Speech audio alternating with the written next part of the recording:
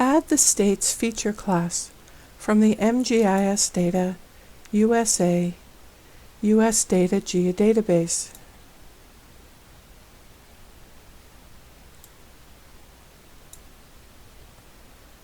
Open the World Map properties again and view the Coordinate Systems settings.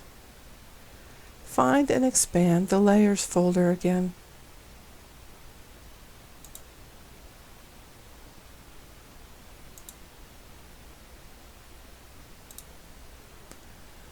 Expand each of the 3 coordinate system entries in the Layers folder.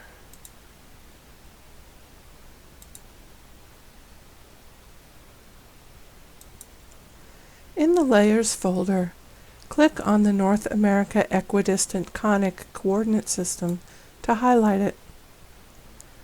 Click the Details link in the upper right corner and examine the map parameters.